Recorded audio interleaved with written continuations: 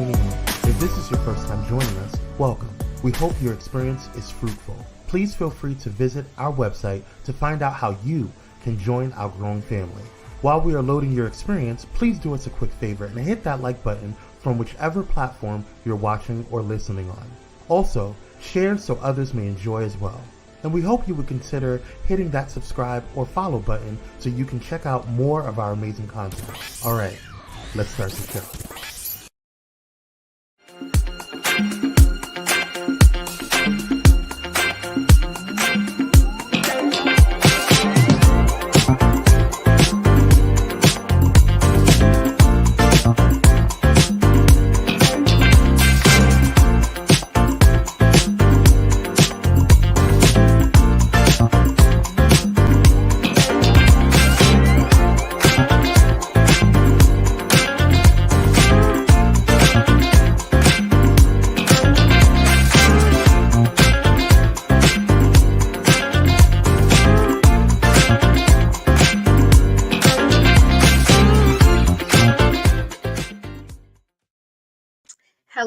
Hello, all of you beautiful people. Happy Wednesday and welcome to She is Shenomenal. I am your host, Tasha Champion, the Shenomenal Coach of Champion Empowerment. Always teaching you to love the champion you are. And it is always great to be back on a Wednesday and bringing you incredible people that I have the honor of interviewing, always hoping to load you up with a toolbox of information that will help you live your absolute best life. And as you guys know, we are in October. This is the last episode for October for me. So October is Breast Cancer Awareness Month. Many of you know, of course, what that means to me, why it is so important as I am a survivor. My mom, my sister, we are all survivors, as well as a host of family and friends. And we also use this time to honor those who have transitioned into their eternal life. So we are still here fighting for a cure for them. It's been really a spectacular month. I've had the honor of hosting several breast cancer awareness webinars for major companies across the country. So that's been an honor. You guys saw last week, I was able to attend the Chargers game as they celebrated breast cancer survivors. I emceed one of American Cancer Society's events, Making Strides Against Breast Cancer. So every day that I get to wake up and help someone else who is surviving and thriving, it's always an honor. Now, I'm not going to spend too much time today because we have such an incredible show with two of just my absolute favorite people. They are family. They are mentors. They are pastors in the church. They are couples coaching, life coaches, you name it, they do it. And I'm so happy to have them on my show today. Kenneth and Bianca Page of The Core of You. Several years ago, Kenneth did a sermon called The Residue of Our Past. And it was something that stuck with me. This had to be about maybe 6 years ago, but it was something that really stuck with me because a lot of us, not only do we stay marinating in our past and using our past as the excuse of not moving forward, but sometimes even when we move forward, there is still some residue. And some of that we can use into our future, and some of that we need to really release. And so they're going to talk about that today. So it's going to be a very interesting show. Before we switch off to commercial break and then bring them on so we can dive right into this amazing conversation, I do want to remind you that if you want to stay connected to all the latest and greatest things that Pyro Media is bringing you, all of the shows and content, text Blaze to 833-793-2423 so you can get all of the alerts and notifications of the amazing shows that the Pyro Media Network brings you. We have some just really incredible hosts that bring amazing content. I love being a part of this Pyro family. It is my favorite.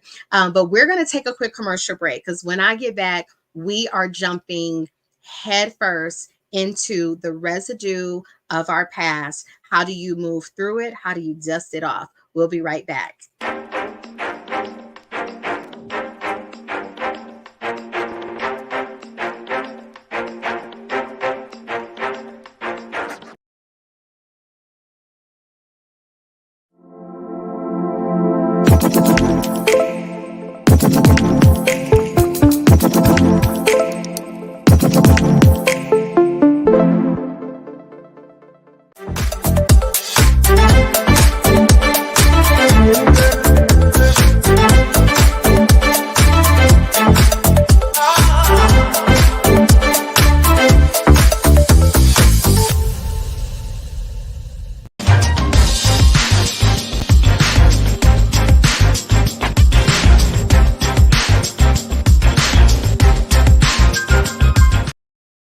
See, I told y'all it was going to be a real quick commercial break because there's so much that we are about to give you. So without further ado, let's bring in my guests, Kenneth and Bianca Page from the Core of You.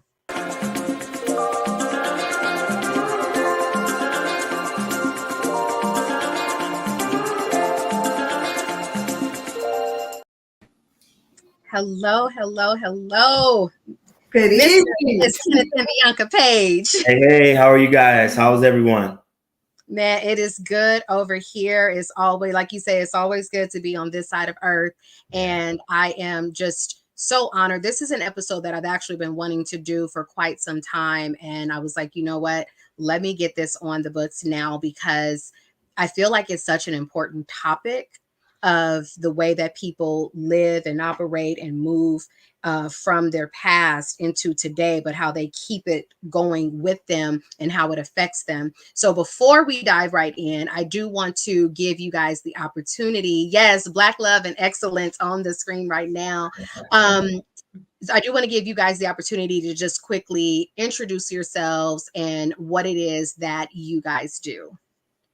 Thank you. She is Shenomenal family. It is a blessing. It's amazing to be on the show again. I love seeing my cousin Tasha Champion in action.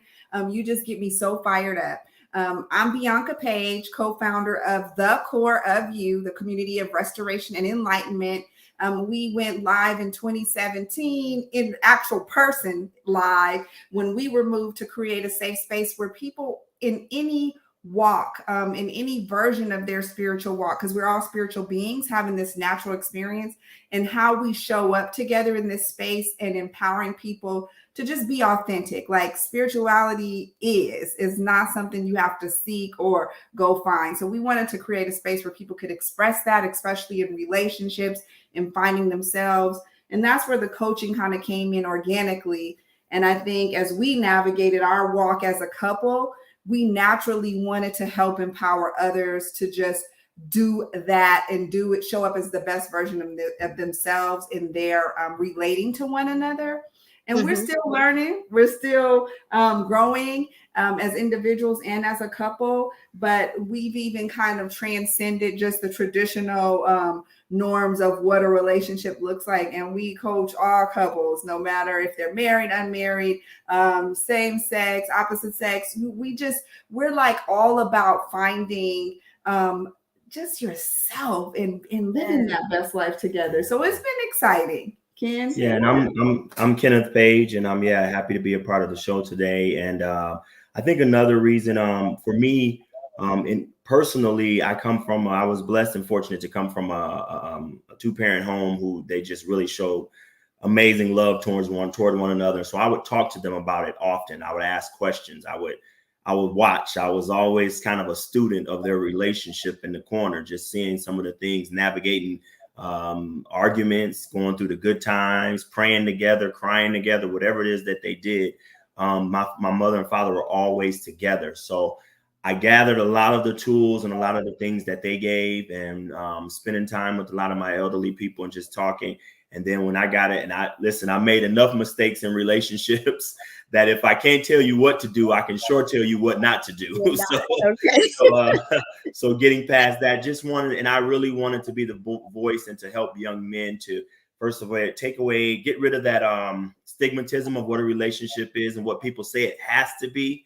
And hey, let you go find you and do you in your relationship, and let it rock, and let's have fun, because it's not going to always look the same for everybody. And so that's what we're really here to encourage, because society has set so many rules of what they think love should look like. And love is, man, God is love and love is God, and spirituality, then man, it's the sky's the limit. So let's go tap into that, and let's live our best lives. I love it. I love it. What an incredible opening. This is why I like for my guests to introduce themselves and give your own version of your bio, because nobody can express who you are better than you, right? But let's get in. First of all, Kenneth, I'm going to start with you. And of course, Bianca, jump in where you feel. Kenneth, what does the residue of your past really mean? Well, I always, in speaking and breaking things down, I would like to, if you don't mind, I'm going to ask B to, she had a great definition that was kind of written down over here. So I would like for her to absolutely give that definition first so that we can make sure we operate from that space and stay on topic. And because it was an excellent definition. It was actually two of them, and I'm going to go with both of them. A small amount of something that remains after the main part has gone or been taken or used. And then I love this one, a substance that remains after a process, such as combustion or evaporation. Absolutely. So, wow. Yeah, that's it right there. I mean, so the big question is, what do you do with that small amount that still remains, or that substance? What do we do with it? And let's remember, there's levels to this, because sometimes we go through things in our past. There are levels to this, and you just do not want to take that with you. And I understand, and I get it. Trust me, I've been through hurt. I've been through that pain and the tears. But what I learned in some of that, and really going through it and really staying prayed up and really facing it, really facing what I went through and saying, okay, this happened. It was out of my control. I really couldn't pray it away. I couldn't stop it from happening. I actually, when I went through what I went through, losing my parents and going through all that I went through of that pain, I was all the way over in a whole nother country. So there was absolutely nothing I could do. And it took me like 48 to 72 hours to even get home to family. So I couldn't do nothing but pack up clothes and just cry and just go through all that. But when I got home, after we had to do through everything that we went through and going through all the funerals and all that, I had to face some harsh realities of life. And mom and dad wasn't going to be walking through that door anymore. So this was some of the substance. This was some of the residue, the pain that I was left with. They're not walking through that door anymore. So now, what are you going to do? You could take your life. You could. Not that I ever thought to do that. I could. That's the extreme. I could have went there. I could have drugged myself up, got alcohol up. I could have done a lot of things. But I wanted to make sure that, first of all, that I honored them and who they were, and then who they raised me to be. So I had to face it. And so it was go head on, and let's go. Okay. And so some days that meant crying. Some days that meant I went outside one day and just screamed. I just hollered and it was a release. It was. And some days I wanted to cuss. Some days I wanted to laugh and think about the good things, but it was important for me and therapeutic for me to face all of those emotions. Don't put them away. Don't hide them. Face them all. Process. See what's going on. What makes me feel this way? Why am I going through this? Why am I angry right now 1 minute, and then I'm laughing the next minute, because I would maybe think about a joke or something like that. All of these things that we go through, we try to run from them.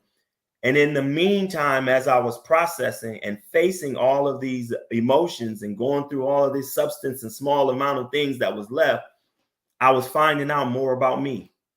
I was finding out more about who I was. I was like, well, wait a minute. And one day I got up, there were no more tears in that moment. I'm like, oh, I can make it through this. You know what I mean? I know they say weeping may endure for a night, but joy come in the morning. But shoot, when you in the weeping, you don't think joy is ever coming. It's never coming, right?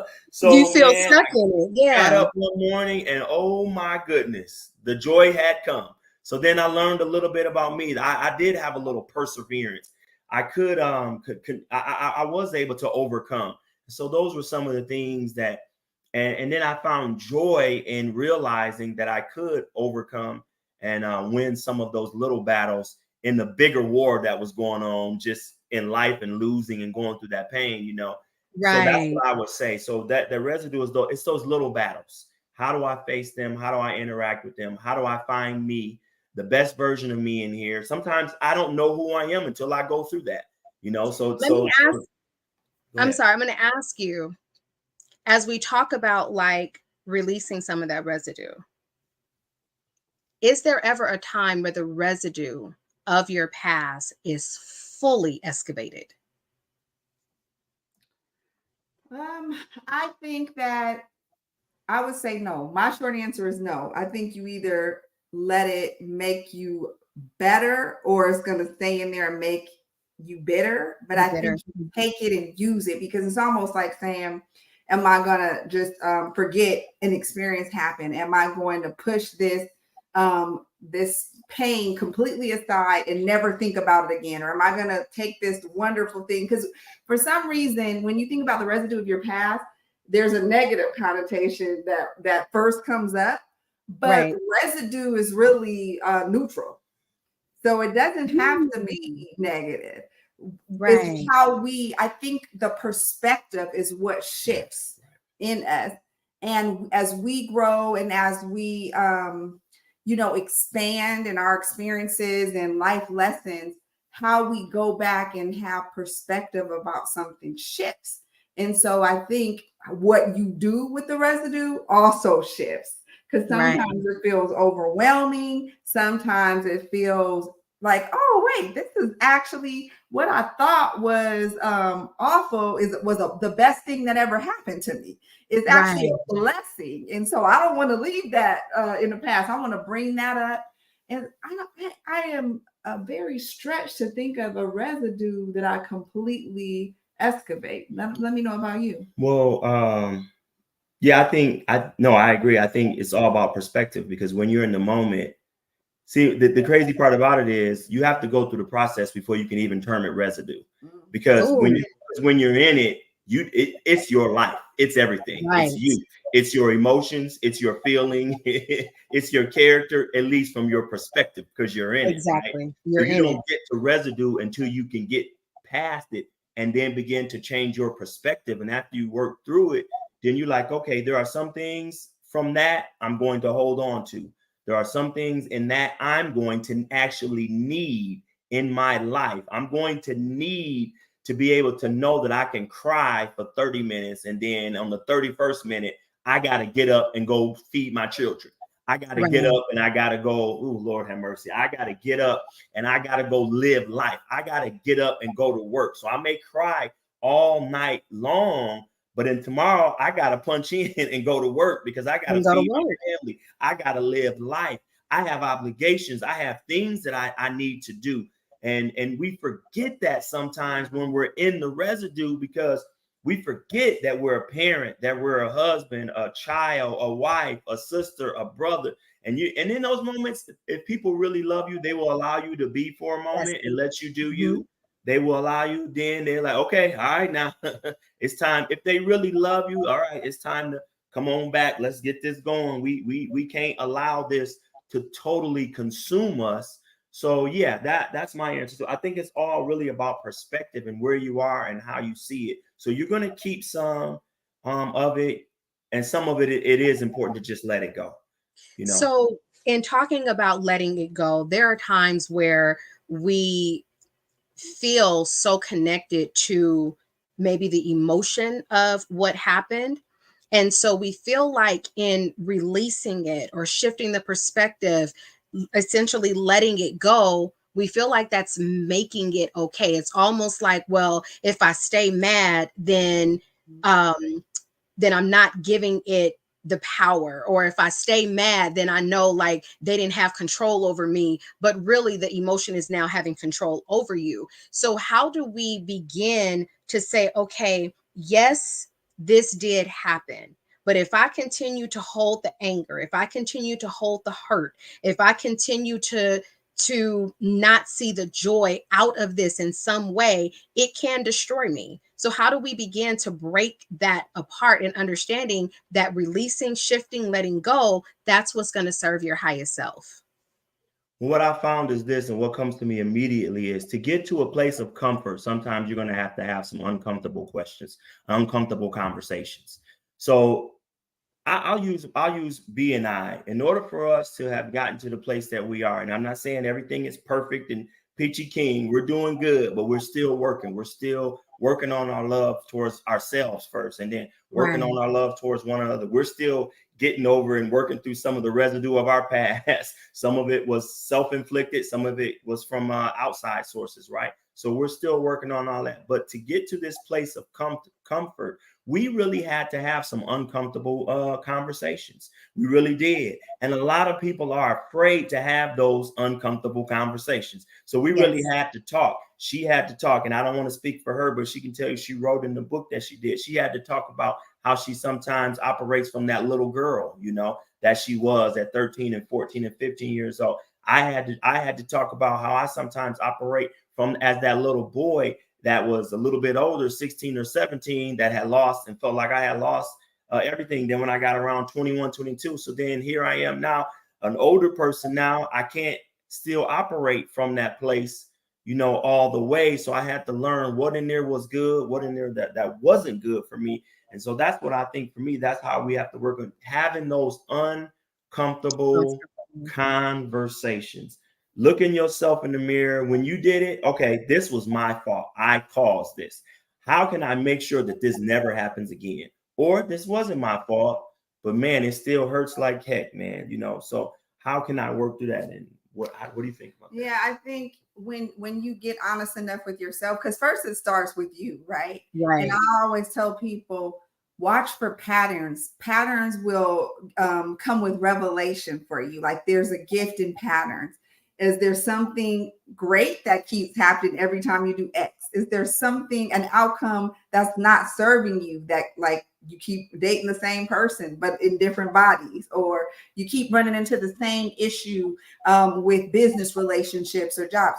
Okay, that's teaching you something. Right. Pay attention. And once you start to notice the pattern, now it's the self-talk. It's time to say, what? I'm the only common denominator. What am I doing to invite this situation in or to repel it? Because it could be something great, self-sabotage, right? And you're repelling something great. Every time you get close to opening up to somebody, you shut down, right? Things like that. So once we can be honest with ourselves through pattern work or therapy, then you're probably going to be able to start opening up to those closest to you, so the community could help hold up the mirror when you revert back to the old self that is not that's maybe operating from a negative version of residue, instead of using the residue to propel you into positivity. Right? So I think honesty, self-talk conversations with other, leading to that community that could be truthful. And you don't feel safe with everybody, I know. So you have to be selective about who you bear all, so they don't cause further hurt by using it against you, right? So there is some discernment with that. There is some, but the more you trust yourself, you're going to make better decisions. Exactly. Decisions, right? And that's why it's so important that you surround yourself with such powerful people. You know, that's really because, you know, some of us need to hear, you know what, come here, just shut up. Come here. You've been fighting the same devil for 20 years. It's time for you to stop fighting that same devil. At least tomorrow morning, fight a new devil. Don't have the same one. You've been fighting the same. Meaning what? Meaning what? I've been fighting, going through this same problem. I don't move to a whole nother state, and I'm fighting the same devil. Because you know why? Because it ain't really outside, it's on the inside. It's me.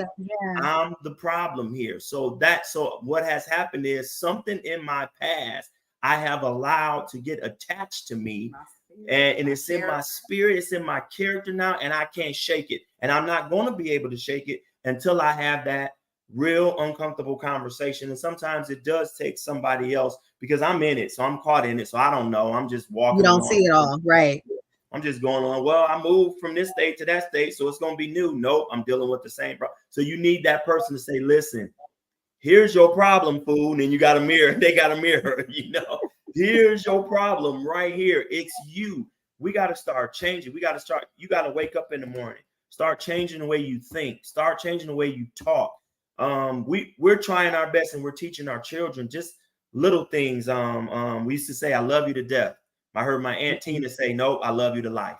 Love you to life. Yes. No, just little things like that. Instead of a bucket list, we have a live list. You know, just little things. People say, oh man, that ain't gonna change nothing. I promise you, if you start to try it, I promise you, if you start to try it, put positive affirmations around your house, prayers. If you're not a praying person, maybe just put something positive and spiritual and right. And you get up in the morning, lay down at night with some positive music, wake up with. Some of us need to just stop with some of the intake, some of the things we need to leave certain shows alone because it's just too negative. You know what I mean? And in our conversation. So whatever, I think your environment too. You really want to be mindful of your environment and who you're around. And I love the fact that you said sometimes you just got to be able to go to people. You got to have the right mentors around you. You have to have the people around you that won't validate the judgment you're already having within yourself.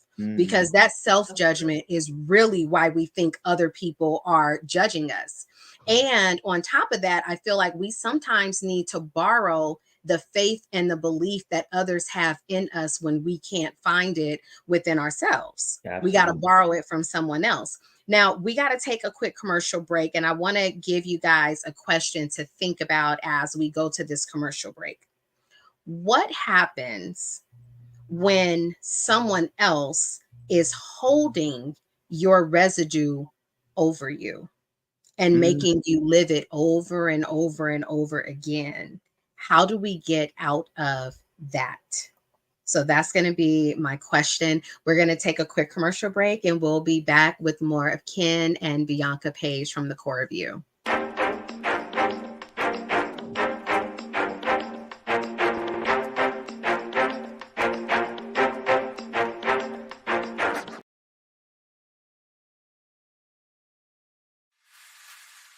Step away from the chaos and noise of your daily life. Experience moments for yourself that are calm, serene, and full of peace. A necessary respite to foster growth within you, because self-care should be luxurious. Luxe Noir.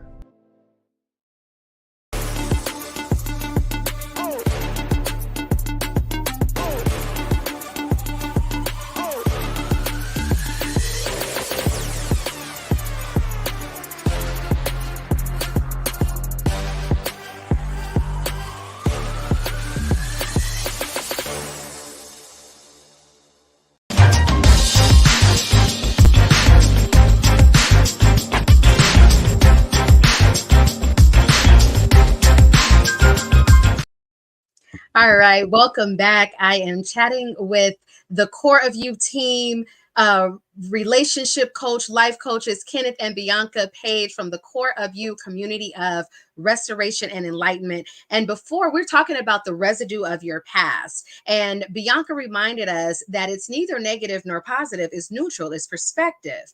And before we went to commercial break, my question was and is, those that try to hold the residue of your past over you, and they're constantly sprinkling it over you, reminding you of what you did, holding you hostage to it. What do you do when someone is constantly sprinkling you with that residue?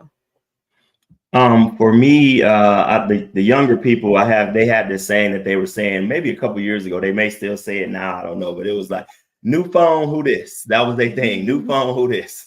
First I was like, what are they saying? I'm like, oh, okay, I got new number, who this? So and so what they were saying was basically, on your phone, there's a setting on there that every once in a while you update the version of that phone. So the phone that when you originally bought it, if you update that phone when you're supposed to, you actually almost have a different phone. It doesn't, now it looks the same, but it operates differently. And I think that's what it is. And that's what you have to do. I may look the same. And sometimes people do that. Let's just be honest. Sometimes, you know what? I love it. Like women or men, they might, you know what? I've been through this, the residue. I'm gonna go just change my hairstyle. I'm gonna just go blonde. You know what I mean? I'm gonna get a wig. I'm gonna get some lashes. Men be like, I'm gonna grow my beard, whatever it is. Because what they're trying to do is, because it's difficult sometimes to get that inside. So sometimes if you can change your outside, get you some new clothes, go shopping, create a kind of new persona on the outside for you, you'll start to see you different. And then when those other people come around talking to you as if you were the same person, you're like, no, it's a new me. I'm a new version. I've been upgraded. And when you've been upgraded, what I learned about this is where my relationship with God, the closer I get to God, the less I am tolerant of certain things. It's real serious in my life. The closer I get to God in my walk. Now, I'm not saying I'm being conceited and stuck up or something, but there's just certain things I won't tolerate. And I'm going to set boundaries on my peace. And if you cannot respect these boundaries, we got a problem. You are probably not my person, and you're probably not going to be in my circle. Real honest and real fair. And so you have to set those boundaries and say, okay, I know that's what I did 10 years ago, but what am I doing today?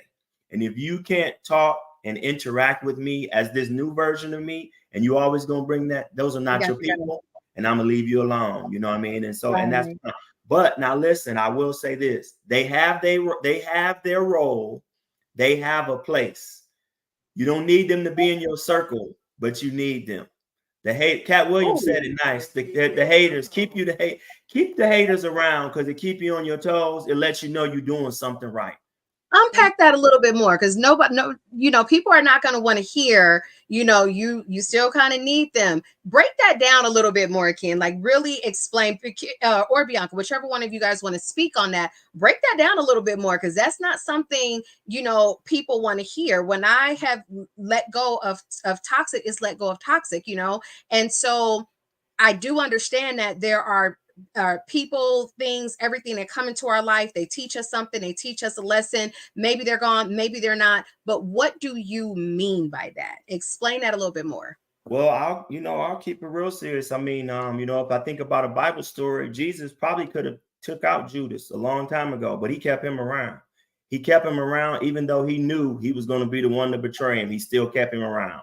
He could have killed him. He could have done anything. He kept him around because he knew he was going to help him fulfill his purpose in the kingdom. So what I would say is, in the scriptures, it tells us that he prepares the table before me in the presence of mine enemies. He didn't say he was going to get rid of them. He was going to allow your enemies to watch you eat so that they can do either two things: hate even more, or say, you know what, how can I get some of that food too? And that's what it is. A lot of times we try to get rid of them and get rid of people, but they need to see that you are strong. They need to see that you're not the old person that you used to be.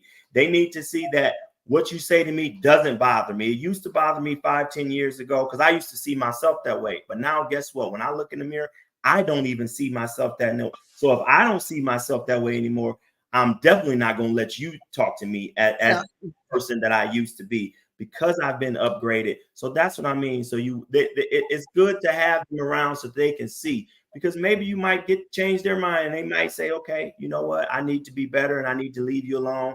And then they'll change. But if not, they just going to continue to hate and be who they are. And I want to ask, and not only is it important for them, maybe they're going, but you are too. One scenario that comes to mind is, okay, we have flight or fight situations in our own reflexes that happen. But what I've noticed in the spiritual realm, if you try to ignore a situation rather than when you try to cheat code and shortcut the spiritual process, you end up running into that same thing scenario. It's just packaged a little different. And so it's almost like the universe is telling you, no, you didn't get the lesson yet. You didn't learn what you were supposed to learn, and you didn't experience the growth you were supposed to. I remember leaving a job because this woman, she took my name off of something that we co-authored. I felt like she was trying to insert and assert her power and privilege, which really it was not necessary because she was way far along in her career, way more accomplished. So I ended up giving notice, leaving that job, running into the same type of job. And so this time I treated it different. I stayed in position. Be still, know that I am God. I started learning my own power and learning how to maneuver. When I wanted to run, instead of running, I did like you did. I would go into that job and I would use my scriptures, or for some people it's their affirmations, but I would literally cover myself. And it was like going into spiritual warfare, but I stayed in position.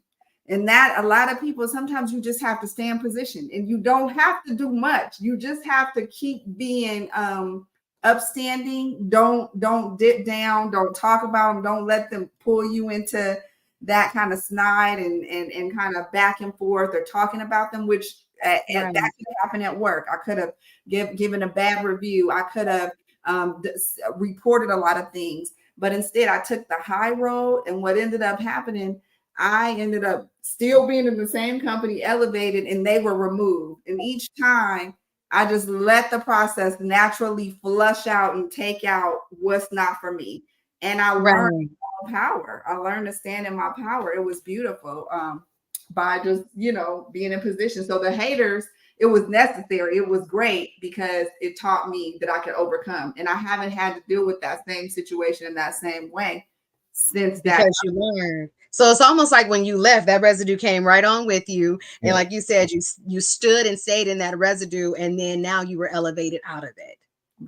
Right. Yep. Yes, I love it. I absolutely love it. So when we feel stuck, right? And Bianca, I'm going to go to you for this, especially with women, because, and men too, because I do understand that men can be tied to the little boy in them, just like women can be tied in the little girl in us. So for instance, when I think about like a little girl who lost the relationship with her father, and then she's carrying that, and every time she's thinking she's escaping it, she's still running into it, like you said. If you can't heal the relationship with that person, if you can't clear the residue with that person, what are some steps that you can do for yourself? Because everybody is not in that position to say, you know what, we can come to the table, we can talk, we can help to hold ourselves accountable so that we can move through this. Some people don't come to the table. So what can you do as a person to say, you know what, I'm not going to be able to resolve this with this person, but here's what I can do to not sit and continue to marinate in this pain? The first thing, that was a beautiful question. The first thing you get to do is you get to acknowledge how hurt you have been. Because I think our initial response to something that hurts is to block, protect, close up, and then you start to harden.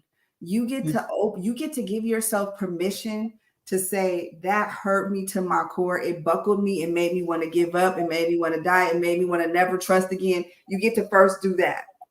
Then once you give yourself permission, now you've allowed yourself to feel and acknowledge it. Letter of release. If you don't have the person there to come to the table, if somebody hurt you, you get to decide, or if you allowed yourself, however you want to frame that, you get to decide, am I going to keep allowing this to hurt me every day for the rest of my life? Or am I going to make a decision to end the continual hurt? And so you acknowledge that. And what does that look like? It's not going to be the same prescription for everyone. But when I can't talk to the person, spirit will, there's somebody, like I was the person that inflicted pain, and I actually wanted to go and apologize and ask for forgiveness. I've done it both ways, where the person that's hurt me, I wrote the letter of release. I'm writing out how much it hurt, how it showed up, what it made me do, how many years it haunted me, how I felt when I hated them. And now that I'm elevating, I know that I can't keep hating them because it's hurting me more than them. And then I take that letter out and I burn it, and I just release it north, south, east, or west, or however you want to do it. For each person may be different. But I've also had to not be able to apologize to someone, carrying that around. I mean, something that happened way back in high school, a teacher that I wanted to apologize. I looked them up. I tried to find them, couldn't find them. So I journaled about it, and I just poured out to the universe, and just then I had to release it. Like, I've done it with letting go of people who are deceased in my phone. Need to do it again. Had about 20 people who were dead numbers in my phone. And it felt like if I erased those numbers, you're erasing them. So I had to journal it out. I had to talk about it. I had to go in the spirit with it. So you first get to acknowledge it, and once you open it, it can be scary, y'all, to do that work, that self-work. It can be scary because it's kind of like once you take the lid off of whatever it is, and once you acknowledge that it's there, you can't unsee it. Because if you do, you're just contributing to the hurt. You're holding your own self hostage. The person is gone, the situation is over, the deed is done, whether it be you or to you. Now you get to decide. The decision is your biggest power. You Oh my get God. to choose a different path. It's going to be messy. It's not going to be, always fun. But believe me, there is so much on the other side of that. Right. I would Right. also add, I would just also add real simple therapy. Therapy would help. Those are one of those things. That's one of those self-help things. Therapy can really help you out if you have it. And the reason why I say that, because what if the person is around and you go and ask for forgiveness and they say no? No. Then what do you do? It's just the same as if they're not around and you can't say I'm sorry. It's just the same if you take it and perceive it that way. So therapy, and getting into things for yourself and self-help and trying to find you, trying to be a better you, all of those things that you can do. Some people go to church, some people join prayer groups, some people meditate, some people do art, whatever it is that's there that you might get into the gym, whatever it is that's therapeutic for you to help you be a better version of you, you should try that. And everything that we take up or take on, you don't want to take on anything that's going to hurt you, that's going to have negative outsets or negative outcomes. You want something. So I usually like to find you some positive outlets, because there's a lot of outlets out there, but they're not positive. So I'll add that. It makes me think, shout out to Mika Morris and April Watkins from the April and Tamika show. There was an episode where April was upset about something and Mika Morris was just like, okay, so give thanks. And April said, I ain't ready for all that. And she said, what about, when you lose a child? And Mika said, I lost a child. I gave thanks for his life. She said, sometimes if we can just sit and give thanks to the situation without worrying about how it's going to turn out or the outcome that it's going to have, but you just give thanks because you're allowing God to use it in whatever way he wants to use it. And I thought that was a very powerful message. It was something that stuck with me because sometimes we don't want to give thanks to the person that has hurt or harmed us. We ain't trying to give thanks to nothing that they have or that they do. We sometimes just want to sit and hold the pain so that we can really say, almost like it's beating them up, and it's not. Right. And it's not. But right. What is a way that you can, I guess, appreciate? I don't even want to say appreciate. How do you give thanks to pain that someone else caused? I think you almost said it. I think right there. What has it taught me? What have I learned in this? In everything in life, there's a lesson to be learned. The problem is we sometimes perceive it as hurt or painful or just bad. So some people never get to the lesson part. Okay, now you done all that cussing, fussing, fighting, crying. Now what have you learned from this? How has it helped you, or how did they help you? Or if you want to honor them, how do we honor them by what is it that they stood for? Maybe you take that up and say, okay, they had this and they carried this on, so I'm going to carry it on even more. But yeah, or if it's just someone that has done something wrong to you, what have you learned? So it's two things. You may say, okay, you know what? I saw the red flags of this in the beginning, and I still stay with that person in this relationship. That wasn't their fault. That was my fault, because I saw it and I never addressed it. So now this time, if I choose to get into a new relationship, I'm going to make sure that I find a healthy way to address all these red flags so that we don't get down this road anymore. Or address them when they're pink. Don't even let them get red. Don't even let them get red, whatever it is. If it ain't white, what is this? What's going on? So yeah, whatever it is, you have to really address. And so start with little things like that. And then at the end of the day, you really have to take ownership of what role did you play in this? What role did you play? Because sometimes we don't want that part of the residue. No, it's their fault. They hurt me. It was them. But you allowed them to be. You allowed them to do. You didn't check that when it was time for that to be checked when they did that. And the great Maya Angelou said, when somebody shows you who they are, believe them. And you just walking around like, no, they this, they that, and they steady showing you who they are, and you're not really believing them, And so I think that we have to be more, and there's a way to really be bold in life. There's a way to be bold. I'm a lot more. For me, losing what I've lost, I'm a lot more bold on my job. I'm a lot more bold in my relationship. I'm a lot more bold in every aspect of my life. And I won't say passive, but I was just kind of, I was taught, you sit back, you respect your elders, you do all this, and I still respect my elders. But if things are going against my spirit, I'm going to let somebody know what's going on. Right. If it's not serving me for my good, and it's not a selfish thing. If you want me to be a part of this, yeah, it's selfless. So if you want me to be a part of this, if I'm going to do this, and if it's not serving my best interest, why am I wasting my time? And you need to ask yourself that question, and don't ask yourself that question too many times. Because if you continuously asking that question, you probably shouldn't be there anyway. Or you're not listening to the answer. You're not listening to the answer. Go on and get out of there. So you have to be more bold. And that's me. So some people say, well, I'm not a bold person. I can't. Well, then you know what you do then? That's what you get somebody in your circle that will be bold enough for you until you can be bold for yourself. And they will speak. Hey, you know what? No, she ain't doing that. No, she ain't gonna do that. Come on, let's go. You need those people, man. You need that. So I think it encompasses all of that we be more bold in our lives, because things that we're passionate about, we are bold in those things. So here's what I'm gonna ask you, because there is some residue in hearts because the other person won't own what they've done and won't take accountability, but you're holding that residue. What can we do to not hold the residue of their lack of accountability?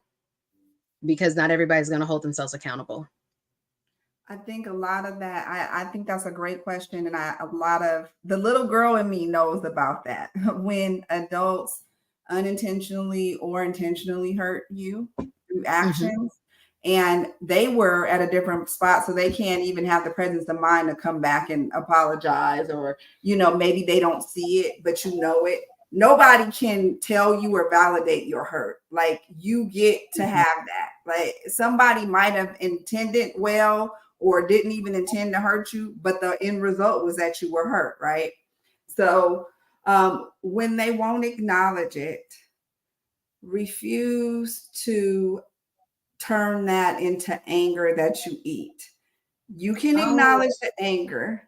You can experience it, but you have to at some point recognize what it's doing to your body and make a decision to release it, which goes back to the positive outlets, right? Yep. And then you ask the universe, how am I better? Why did this have to happen to me? What is it that has made me who I am because of this situation? Because if it's bad enough, it's going to be hard to see it. But if you ask the question, and I know that sounds crazy, but the moment you start asking it, you either have to speak it out loud or think it, things will start coming to mind. If this person would have stayed in your life, like for me, it was actually better for my parents to not be together than to be together. In the moment of that happening, I would have told you it was the worst thing ever. It destroyed me. It made everything about change bad for the rest of my life. But when I look back, I said, oh my God, thank you. Thank you that you removed me from a situation that would have been more toxic had I stayed. And thank you that, I hurt myself for maybe 10 to 15 years behind it. But thank you that I'm not hurting myself anymore. I love what you said. Go back into the gratitude. And then when you start helping other people with it, when you see someone else stuck like you were stuck, it's very healing to go help somebody else. It's so healing. My godmother used to say, she said, everybody around me smelled better the day I took a bath. And so what she was letting me know was, you really only responsible for you. So for yourself. My response to that, I think we run into that problem often when we're trying to be responsible for everybody else. They're responsible for the things that they do. You need to be responsible for you. I am, and the quicker you learn that in life, Even my beautiful wife that I'm sitting here with, I love her. I am not responsible for her happiness in the morning.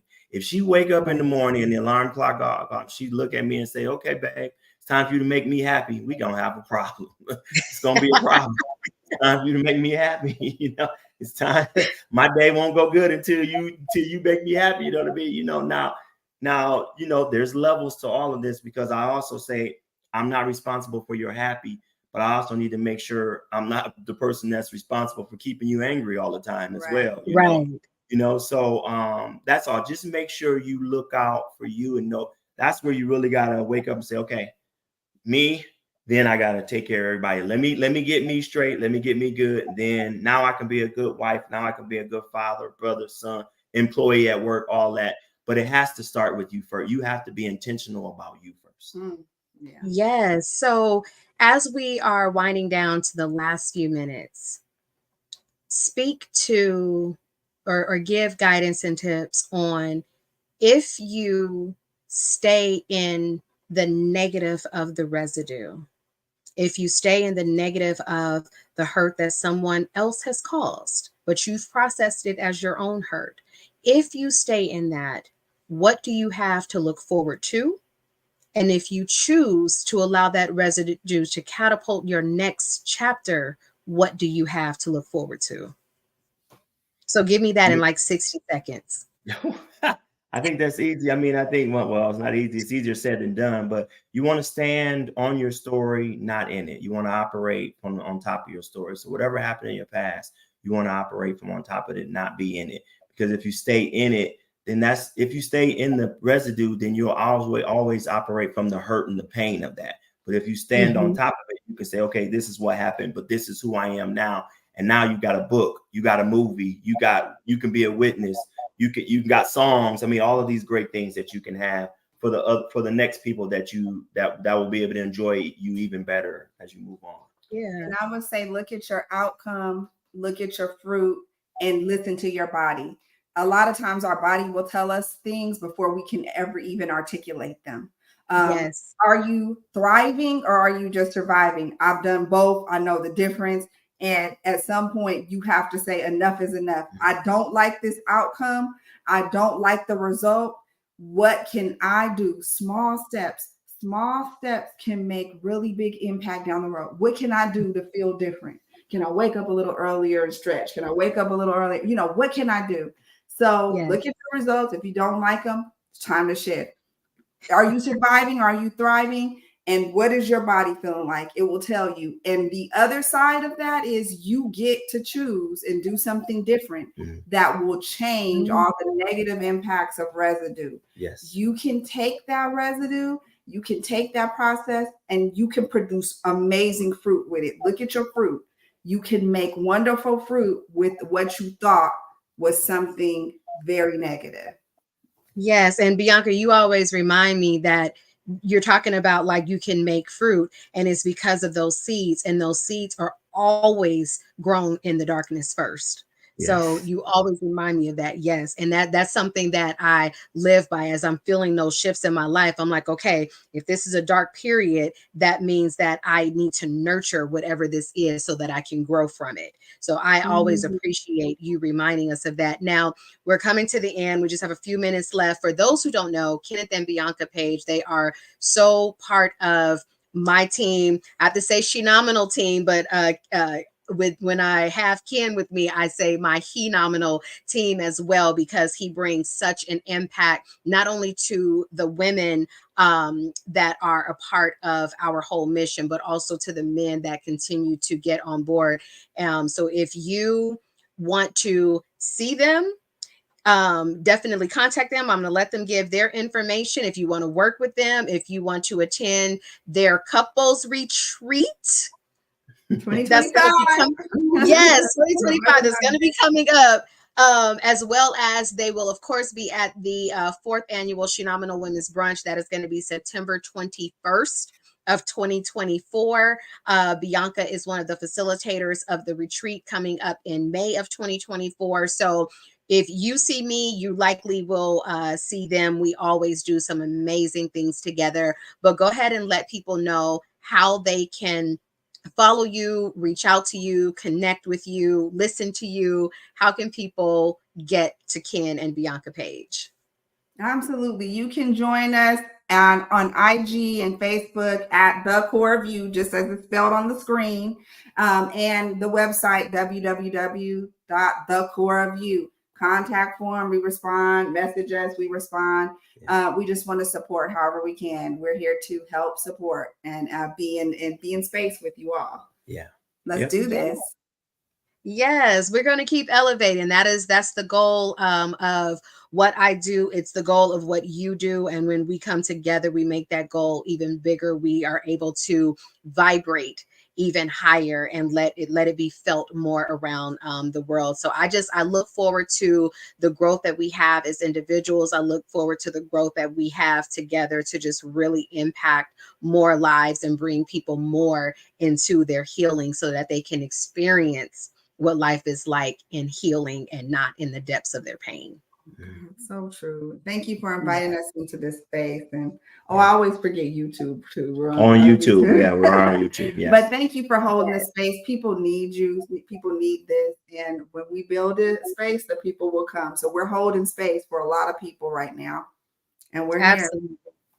Yes. Thank you guys so much for being on the show. Bianca, one of my co-authors, one of my mentors, my cousin, a pure light for me. You can find her in the Shenomenal Women's book. She has an incredible chapter where you can help to allow the little girl in you to heal. She gives great tips on how to do that. Kenneth Page, he's just a powerhouse speaker and singer. If anybody was at the Taste of Soul in Los Angeles, him and his sister got to grace the stage. I know we got to go, so I'm gonna let us go, but you guys follow us. We're always here to support you into being your best. So there's the information. Thank you, Kwame. I love my producer, but I will see you guys next week. You guys have a beautiful, powerful, and phenomenal week. God bless.